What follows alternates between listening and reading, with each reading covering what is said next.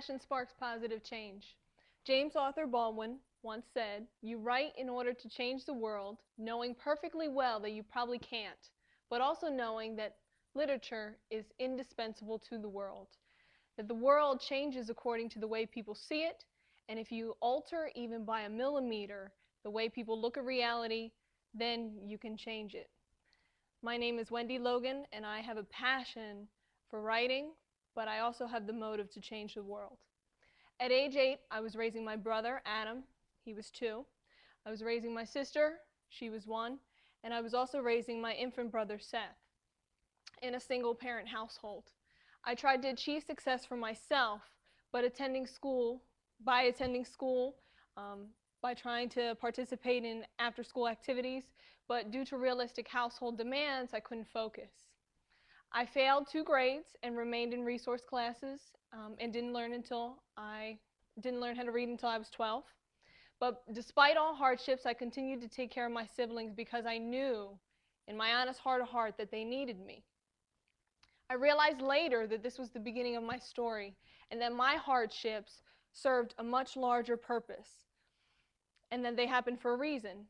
In my mind, it happened so that I could change the world and so that my siblings could become stronger people. So at age 12, I began to journal. I wrote every day. And from journaling and from writing and writing and writing, I literally became so obsessed with writing. And I thought that it was so amazing that my words can actually affect you, and they can affect you, and they can affect you in totally different ways. And so my intention one day was to write as much as possible so that I could make a difference. And I thought, wow, writing can help me achieve success for myself and promote growth and positive changes for other people. I realized that it was a cycle. We first start by experiencing something, then we generate our own mission, our own passion. We think we will grow or possibly find closure. Then we want others to know about our passion, and we brainstorm. Then, next, we do things hoping that others will recognize. And then, lastly, before the cycle repeats, then we live and, alter, and we, find new things to happen. Breaking down the passion. My theory is that everyone has a passion and can be creative. We first must reflect on our own experiences, who we are as people, and how we can make positive changes in the lives of other people. With my passion, writing, I found that writing promotes togetherness and allows one to form alliances with diverse audiences. Writing gives one the opportunity to share their personal experiences and feel a sense of belonging to a cause that relates to them. And writing forces one to read in order to generate different scholarly mindsets. Now, the first objective. Writing promotes togetherness and allows one to form alliances with diverse audiences. I've found that Zing and Spencer, from the School of Language at the University of Manchester, they both quoted and said, "Usually before writing anything, the writer must first decide which approach will be more effective in removing the cultural knowledge barriers." Meaning, pretty much for me, whenever I wrote poetry, whenever I wrote any type of play or screenplay, I always wanted to try to incorporate everybody, or at least I wanted to make sure that one group of people could still be affected just as another group of people. A writing sample. When I was 20, I wrote My Father Passed in January, right before my 21st birthday, and I wrote a poem, and I thought, wow, this poem could affect almost anyone in the grieving stage and anyone who has ever loved anybody dearly but lost them. Called Another Day. Number 2, writing gives one the opportunity to share their personal experiences and feel a sense of belonging to a cause that relates. Now, I found that Dale Luginborough, professor at the Lane Community College in the Department of Philosophy, he said it's important to encourage sensitivity to the language that we use to discuss experiences and to recognize that the language we use does 2 things. It strongly reveals our attitudes and beliefs, and 2, it also shapes those attitudes and beliefs for other people. The language that we choose is both a symptom of a problem and a lever of change. Now, there are all different forms of medium that we can use for making an impact when it comes to writing. There's movies, there's plays, there's books, there's greeting cards, there's poetry, there's newspapers, there's magazines.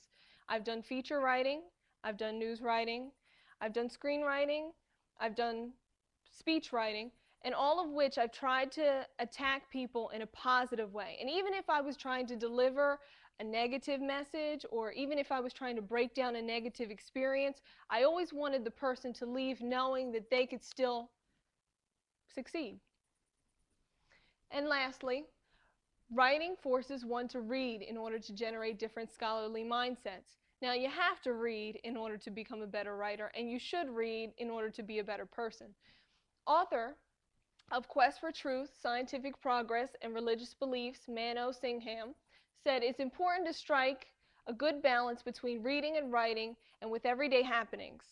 We need to read to be able to keep up the scholarly literature and also to benefit from seeing how good writers put their ideas into work.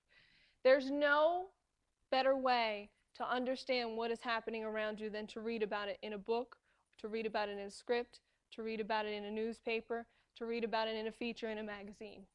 Now, here's how the positive change happens when it comes to writing.